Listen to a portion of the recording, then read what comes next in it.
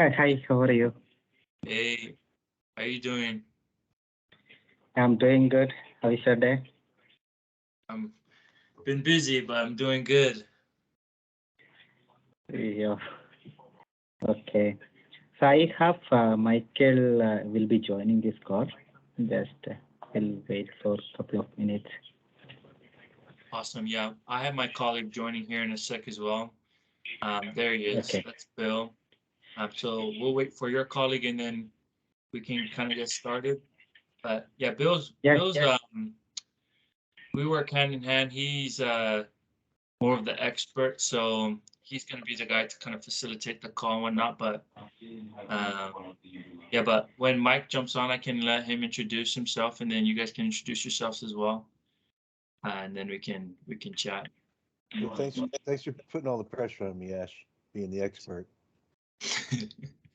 Bill is actually the expert. That's why. We'll see about that. As soon as they start asking a couple of hard questions, that I might get exposed. How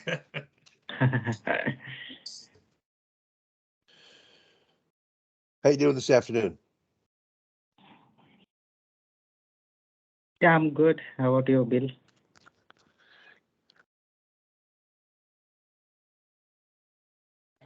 Can you hear me okay? Yeah, I can hear you. How about you? Yeah, I can hear you loud and clear. Are you in the UK or are you in the US? I'm in UK. So it's not even afternoon over there. It's evening. Yeah, it's Already. evening. Yeah, yeah. Just 1 minute. I'll check with Michael.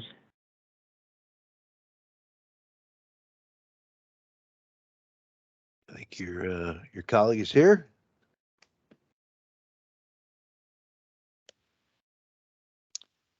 Good afternoon. Good Hi, good afternoon. afternoon, Michael. So it is afternoon for you then.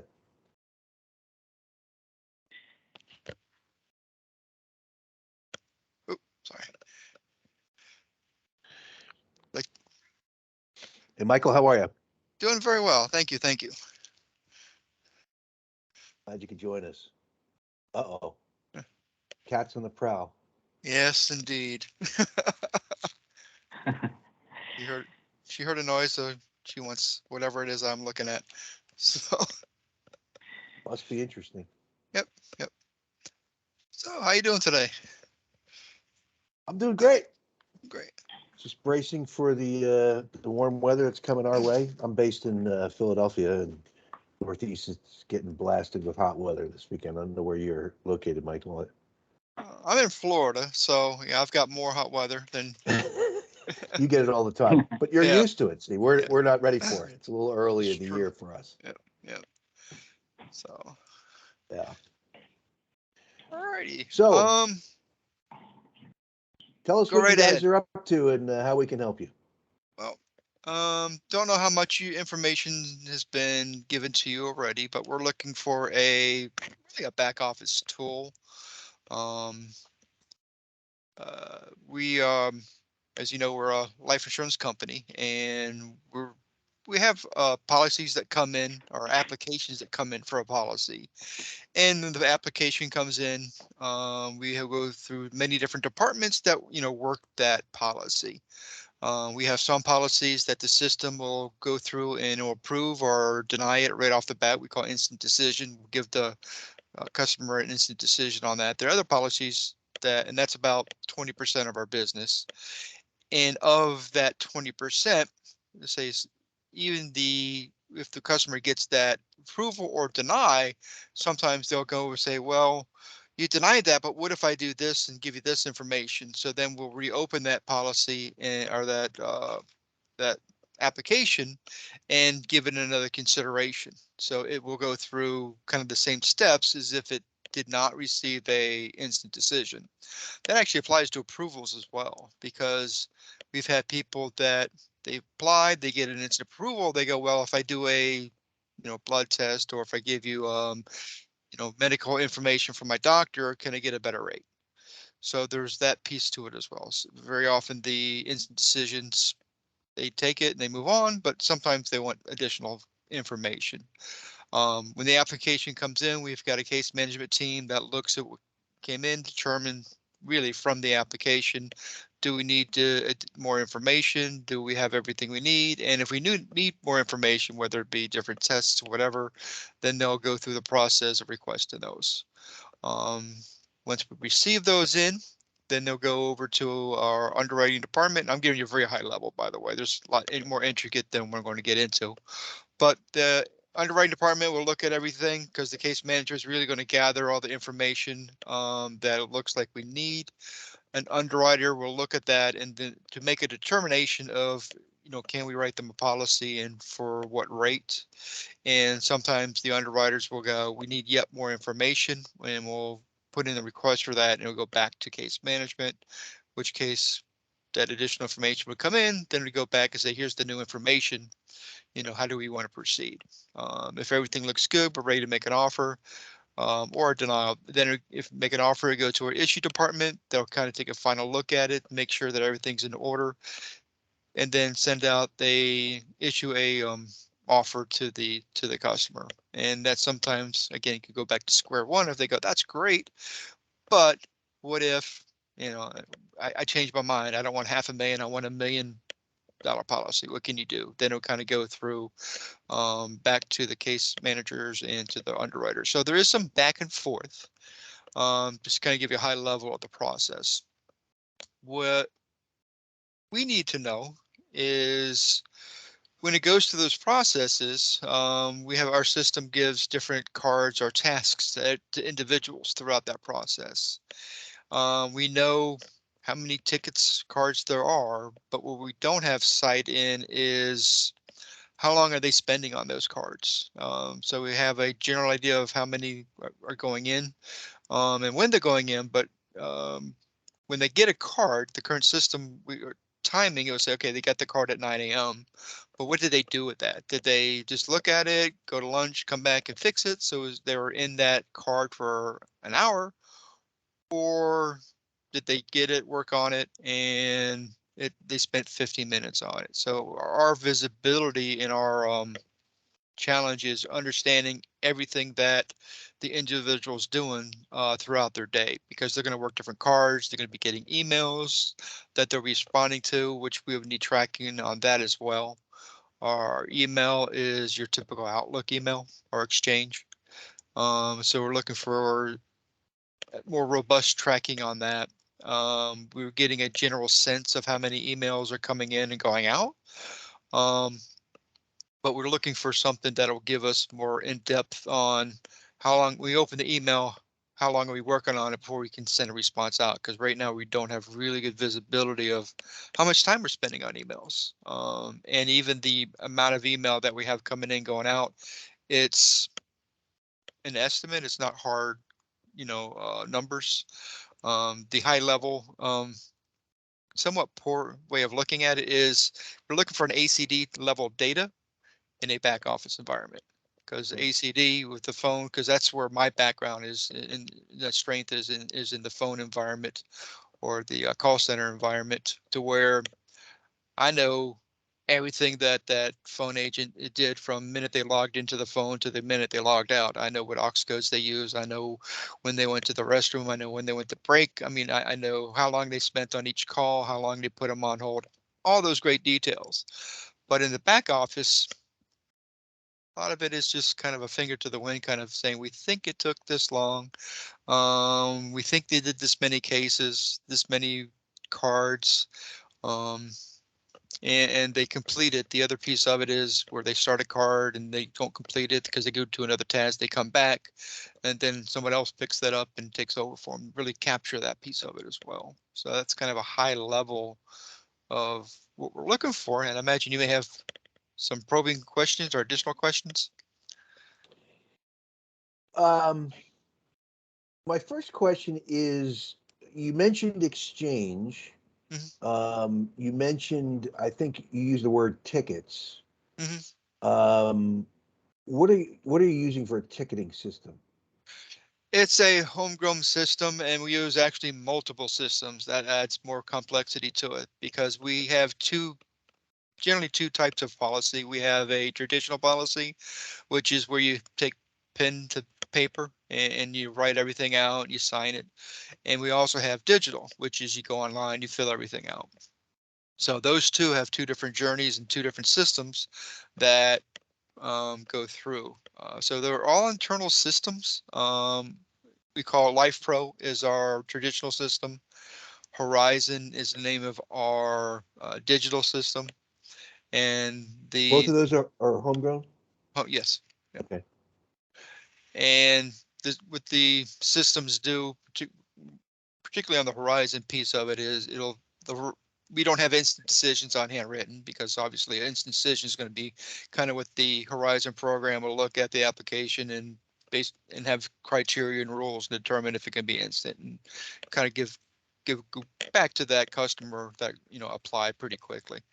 But that platform goes into other homegrown system that creates, we call cards or tickets, really the same thing. It's just we have a system called Get Next to where an employee will go in, they'll hit Get Next, it'll give them the next task to perform um, based on a criteria that has been built out in terms of priority.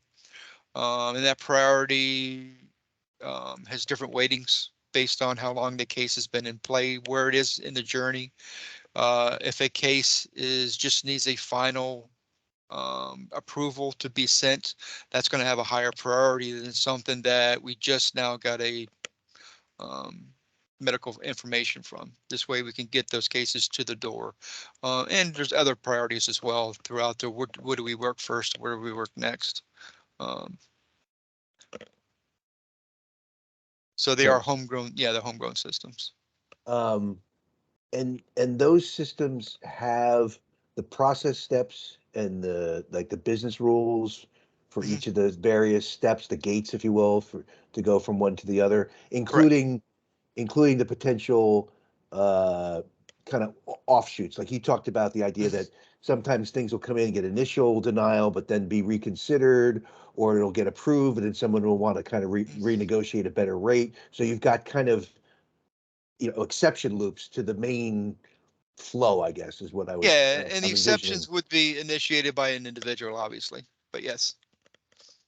Right, but in each one of those exception loops, if you will, there's another set of steps and business rules that govern that particular, where it loops out for like a reconsideration and then comes back into I'm just Yeah, envisioning it. I tend to look at this almost like as a yeah, flow chart, and I'm yeah, envisioning that. and the flow chart would be kind of go back to step 2 or whatever it is. Right, right. Because we're not going to have them fill out the application from the ground zero, but it will go back to, like, if they say, hey, what if I give you go to my doctor and do a physical and get that information to you, and we go, okay, let's do that, and when that would go back to case management. So then when that information comes to us to where here's the information for that physical, the case manager will take it, attach it to the case, and then send it over to the underwriters, say, here's the new information, give it, what can we do from that point? And they would look at it with that new information and potentially have a different decision. And that different decision could be, okay, we can approve you at this rate instead of that rate, or the different decision could be, or it could be the same decision, so it doesn't change anything. And again, that's up to the underwriter depending on the criteria and the results and all that. Okay. That answer your So question? You look a little yeah, confused. I'm just Yeah, thinking yeah. that those systems that you have, I guess it's Life Pro and Horizon. Do you consider those to be satisfactory, well suited as far as a workflow tool, or are you looking for something to replace them, or are you looking for something to augment those existing tools? I'd say augment. That sound right to you, Okay. Lippin? Yeah. You're on mute, Libby. Yeah. Yeah, sorry.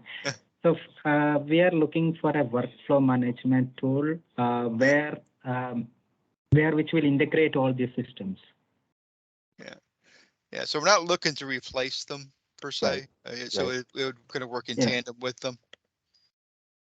And you want to specifically be able to track more granular understanding of, time and effort spent in each of the various steps. Um, Yeah. do you have any SLAs associated with what you're doing in terms of whether internal for performance measurement or related to, any kind of legal compliance or any sort of thing like that? I know the answer is yes, but I couldn't tell you what those are because I'm not deeply involved in that piece of it though. Um, I don't know if Libin has more insight on that side of it because he's more of the technical end than I am. Um, my role on all this is once a solution's in place, I'm going to be gathering that data and using it to, appropriately plan, appropriately give information to leadership to say, this is what our team's doing. This is how long it's taken us. Here's some outlier individuals that, may want to look at. Here's some really high performers that are just really knocking it out of the park, that kind of thing. The actual technical back end piece of it, Livin's going to be a lot more expertise on that than I. Yeah. Yes. So there is SLAs, but I think we are looking for a tool like which is having a capability of DPA, that is like a desktop analysis, right? So where everything that a user is doing has to be tracked. So if um, accessing some other what and all activities that a user is doing in a system, that is mainly tracked using the DPA, right? Desktop analysis. So the desktop analysis is the one feature that we are looking for, right, Michael? Correct.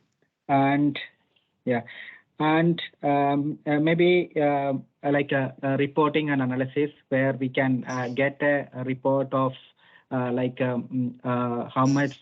many hours a user is worked for, and also some minute level details like if we want to understand the average handling time, then how much time a user is spending on each activity, so that we can understand by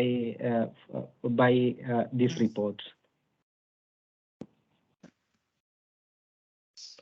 And do you foresee, once you have a better handle on average handle time and various times associated with different tasks, and I see that data providing you with insight that can go two ways. One, sort of feeding it back upstream to help in performance improvement. So maybe it's a process improvement, that sort of thing. Exactly, yeah. And then, but to the extent that you have gotten your arms around how long particular tasks take, that can also project into resource planning and scheduling. If we have this much load, it takes this long, this is what we need, right? Sort of just a basic. Yeah, And do you yeah. have it?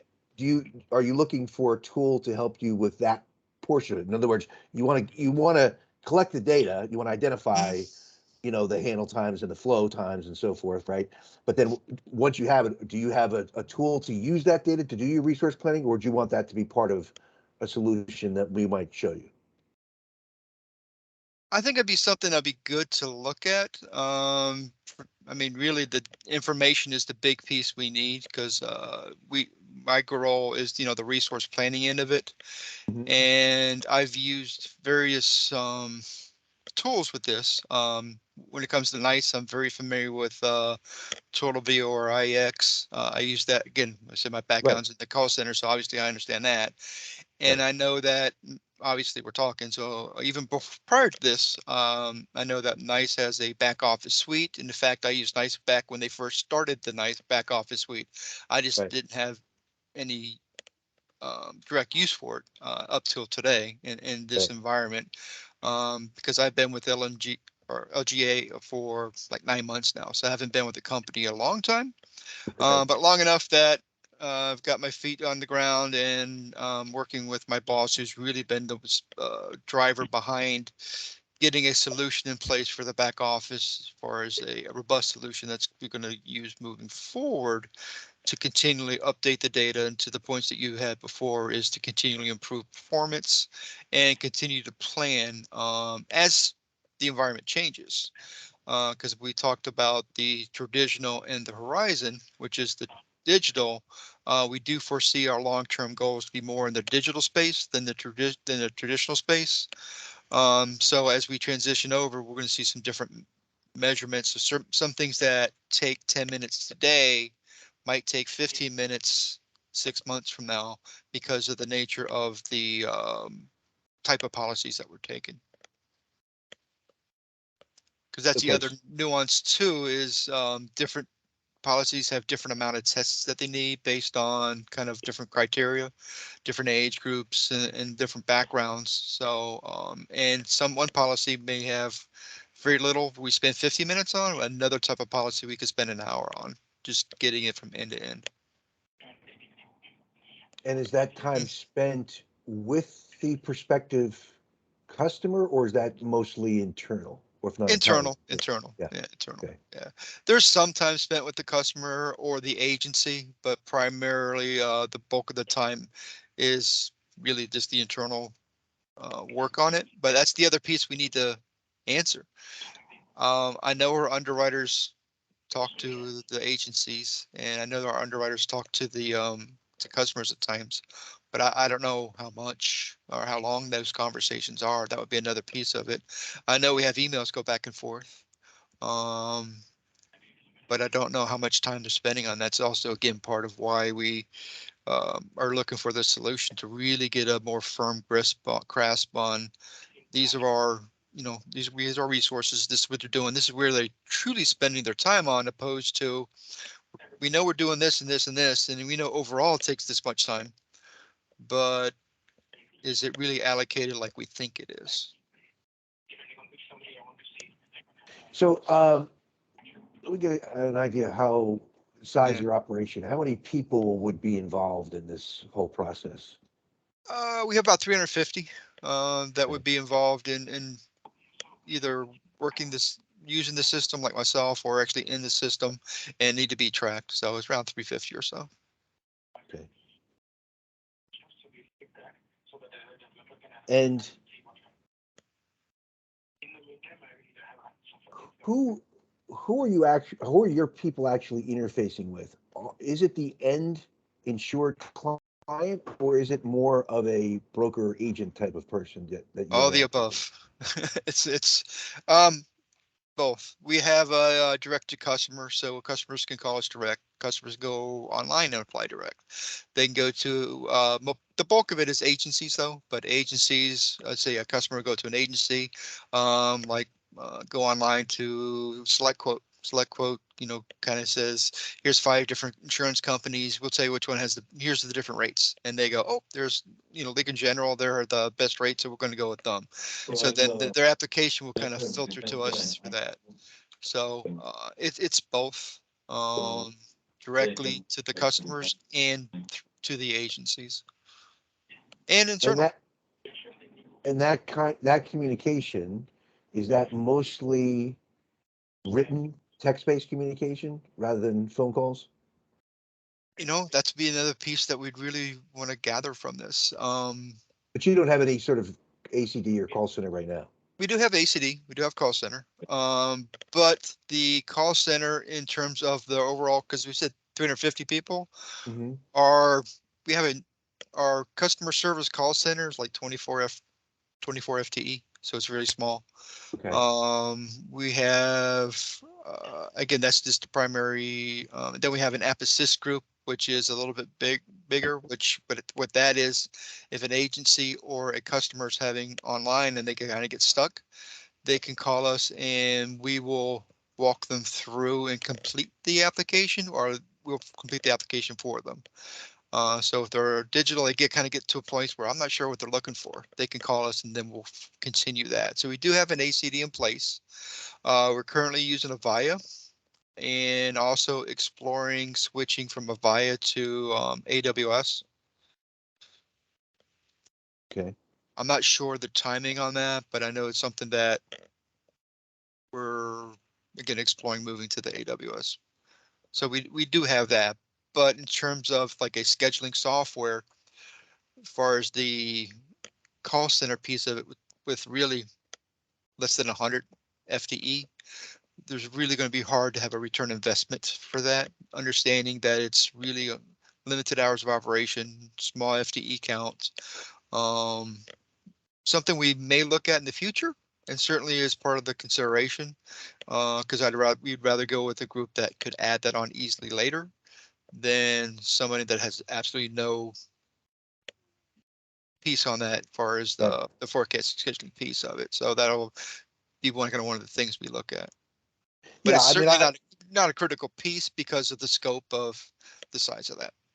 yeah, well, that's Mm, as far as yeah. your call center folks, I can certainly understand that. I would I would Yeah. suggest you actually for just that you can use spreadsheets, just for that piece. I do think though that with the 350 back office folks, if you had what I'll call ACD like data, Mhm. then you could potentially use more of a workforce planning tool, to manage that particular group, not necessarily the people on phone, but Potentially, yeah, yeah. potentially. Yeah. In our environment, our service levels in terms of the turnaround, there's really, because in the call center, you want to answer within 30 seconds. And I know some back office and email, we want to, I've seen being email environments to where we get an email, we want to be able to return it back within 2 hours. We really have, our turnaround times are like days. So we don't, we're not going to go to a underwriter and say, you have to be here at 8 o'clock. If they start at 10 o'clock and they work to midnight, I'm fine with that, because as long as they get their job done that day, we don't have anything in terms of worrying about schedule adherence. Just as long as we're more concerned that they're getting the number of tasks, the number of work that they need to get done, opposed to when they're doing it. That makes Okay. sense. I mean, just Yeah, because, and we're that's why not, I asked. yeah, That's why I asked earlier about the yeah. SLAs, because I've worked with back office workflow tools where, depending on your SLA Yeah. requirements and the different categories of tasks, there Right. are capabilities often built into the tool that would allow you to reshuffle, Yep. almost like intraday planning, Mhm. in a sense, where if you have a certain category of tasks that has a timer on it, right, that has an SLA Mhm. on it, and it's not being attended to, you can reprioritize so that Right. those things go to the top and they get worked on first, and as opposed to other things that can wait, Yep. right? So Exactly. Exactly. Yep. that's really Yep. where that kind of workflow tool Yep. can become, Yep. you know, And all of our partners are different in terms of our SLAs, in terms of our agencies. So one Mhm. agency, maybe we send the application, you send us something back in a week, great. Another agency will say, we need something back within 48 hours. Right. So we have different, say when you talk about SLAs, which adds, say, more complexity to it, is with our agencies, each agency, there are a number of agencies that have their own SLAs, and we have own unique reports that go to those agencies as well. So with regards to those SLAs, and I know there's probably a variety of different types of SLAs that Mhm. could occur, again, both internal as well as between you and an agency or what have you. I'm not asking for specifics, but is it conceivable that some of those SLAs have a financial component to them? In other words, either not necessarily there's a violation charge, but maybe, if you don't meet the SLAs, then there's some sort of trigger that, might, Um, change your relationship or somehow with that agency. I Or would are say they more yeah. just like, you think they're more just targets for Um, performance? uh, that would be if we miss an SLA with a agency, let's say. I don't know of any financial penalties. However, it does affect that relationship because you put Right. yourself in the agency's shoes. If you're going to tell me you're going to turn these around in 72 hours, yet you consistently take 2 weeks, I'm probably going to send some policies to another company. Right. However, if you say you're going to turn around in 72 hours and I'm consistently getting them in 48, probably going to keep sending you stuff and may send you some more. So there's a financial impact in the relationship, I think more so than actual contracted penalties or contracted um Yeah, it's more of an yeah, indirect yeah, impact than a direct yeah. I penalty. don't know of any Yeah. direct impacts with any of that. I do know that um where we've had challenges, it's been, well, we've had challenges with our system to where we've had one agency says, hey, we want you to switch from this system to this system. And while we're in the transition of updating our software to go to that second system, they're sending business elsewhere. So we're losing business while we're updating our system to accommodate how they want to do business. So we're losing money in that regard, and we're not getting as many policies from that agency while we are adapting to their needs. So that would kind of fall in that same category. Right. Okay. What's your time frame for trying to, if you had to, move back from when are you looking to have something like this in place? Do you have any sort of business, deadlines or events that you're building around new product launch or Yeah. new, No new product launch or anything of that nature, and I would say our time frame is probably pretty flexible. Ideally, in the next, I'd say 2 to 3 weeks to see some kind of demo. But far as implementation, Q4 of this year, Q1 of next year would not be unrealistic. And even at that, I would say there's a fair amount of flexibility because my boss has been with the company 3 years, and this is something he's been pushing for. So he's waited 3 years. What's waiting another 3 months, 6 months to get the right solution in place? Well, I mean, and that could be a concern in the other direction, because if it's open-ended, if there's no real impetus, Yeah, and sometimes stuff like this can drag on, yeah, and really that's the next steps, if really determining of, okay, how long would it take you with that piece of it. I'm not saying 3 years from now, because obviously that would be, then why were you talking now?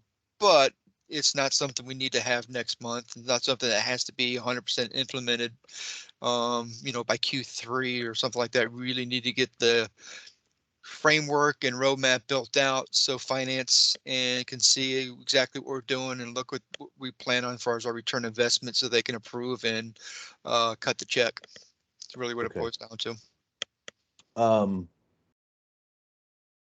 So I just want to try and understand then, from a sort of a budgeting and an approval standpoint, are projects like this typically sort of quantified in terms of cost and then approved as part of a fiscal year budget ahead of time? It would be, yeah. Is this something that would come out of a common fund that's already there? I mean, I'm just trying to see. Yeah. Yeah. So, ahead. Michael, so we are in a process of finalizing and preparing a business case to the leadership team. So that is, we are doing our research and identifying the best solution.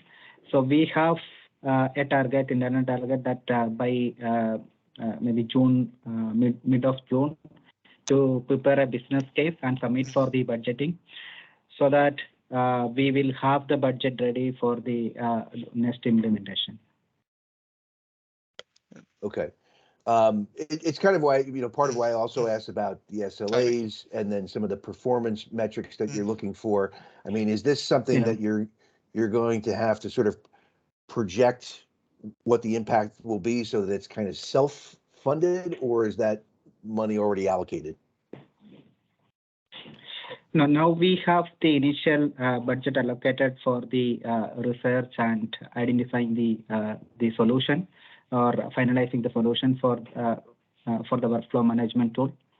And once we submit the business case to to our leadership team, they will finalize and they will have the budget. So we need to understand, and we need to get the estimation from the vendors, and once it is done, we will give the budget into the leadership team. Okay. So my next question really has to do with the fact that we are a global organization, as I'm sure you're well aware. I know that Legal in General, broadly speaking, is a global organization. Michael, my understanding is you're with L&G America specifically. Yep. So where does this project fit? Is this something that's going to go back to, let's say, the UK leadership for approval? Is this self-contained within US North America, how do you make your decisions along those lines? And the only reason I ask is because there's a certain alignment that would occur on our side as well in order to be in, synced up with you guys. That's all. I mean, obviously we have teams in the UK. Is it more appropriate that they take the point on something like this, or is this something that's going to be more contained within in the US? I don't know if Levin's going to take that. It's going to be contained within the Okay. U.S. in terms of it's going to be for the U.S. It's not going to be for the UK line. However, we're essentially a child of the UK, so we would gather it, and the UK would individuals, our leadership in the UK are the ones that will review and sign off on it and say, we'll write the check and approve it at the end of the day. But it's not going to be utilized by UK. They have their own solutions, their own teams. Yep. Yeah. Okay. So operationally, it's implemented for LNG America, but is going to require some degree of approval from certain people in the UK. Correct. Okay.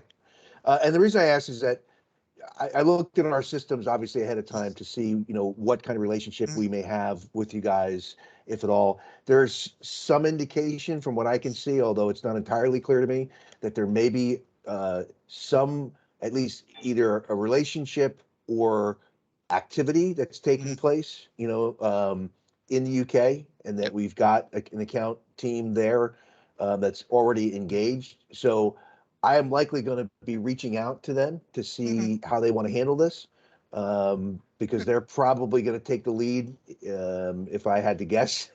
That's fair. Because if it was my choice, I would Yeah. take the lead too, but it's not my choice. So, Yeah. I mean, it sounds. I look forward to the opportunity to work with you because it sounds like something really interesting. I think there are some things that we could probably show you that you're not thinking about right now Probably. that would Yep. actually help you. We've got some AI-driven tools. I'll give you one example that when people are filling out forms on your website, you talked about, the App Assist group. We actually have AI-driven automated tools that could help you greatly reduce the load on the App Assist group. I'm not saying you're going to get rid of them altogether, but it's really designed exactly for that, which is to help people navigate processes, fill out forms, answer questions. It's not quite a bot. It's actually more interesting in that if you're familiar with the concept of co-browsing in a contact center, where an agent would actually get on the screen with a customer and show them how to find something or fill out a form. This is almost an automated version of that. And it really is an interesting tool that, while it's not specifically the back office workflow tool that you're asking about, I understand that. But when you look at this situation more broadly, I think that might be something that you want to factor into, and it might not be the first thing you do, right? But just to see that those kinds of tools that can complement what it is that you're doing already, and perhaps help you streamline your processes a little bit. No, I would truly appreciate that. And to be, frank, my boss is going to be the one. He's implemented these systems in past positions, so he knows what he wants because he's seen it, been involved in it. Right. My background's in the call center. I have a little bit of in the back office, but again, this particular role is the most back office that I've been involved in. So when it comes to implementing new tools, he's going to be the expert on it more so than I. I'm just really relaying information that I've picked up and from what my understanding of this is. And when you say there's other things that I'm not thinking of, I would absolutely agree with that. So, and I would imagine that this is probably not the first time that you've got a request similar to this, to where really an organization's looking for more in-depth information of what's going on in the back office. Well, I think you guys have the right mindset. I mean, sometimes people approach these things and they say, well, our old one needs to be replaced. So we want to get something that replaces the old thing and is a little bit better. But they don't tend to take a step back and say, why are we doing it this way? And along with this investment in new technology, are there ways that we can, retool, redesign, get more streamlined and automated in what we're doing instead of just buying the next version of, Oh, I agree. the same Yep. tools. And so that's kind of where we're at as a company, because we're people talk about artificial intelligence, but we tend to use it, infuse it into different tools and solutions rather than just have it be a thing unto itself. And it tends to be much more effective and meaningful when it's used within the context of a particular solution or task area, rather than just saying, hey, we've got artificial intelligence. Like, well, so what? What are we doing with that? Right. So we tend to deploy it more contextually within different solutions, and that we found that's very effective, because it really solves problems instead of just being technology for technology's sake. Right? Exactly. Well, thank you so much. Well, I appreciate your time. I am going to circle back with the UK team as well as some other colleagues who are a little bit more expert in our back office tool. I've worked with this kind of stuff at a prior employer. I'm not as familiar with the tool here, but I kind of enjoy this. This is fun stuff. I mean, it's a great opportunity to really help you solve some problems and make an impact. So I would look forward to it. Awesome. Thank you so much. Right. Thanks for your time, guys. Appreciate it. Yeah, thank you so Thanks, much. guys. Yeah.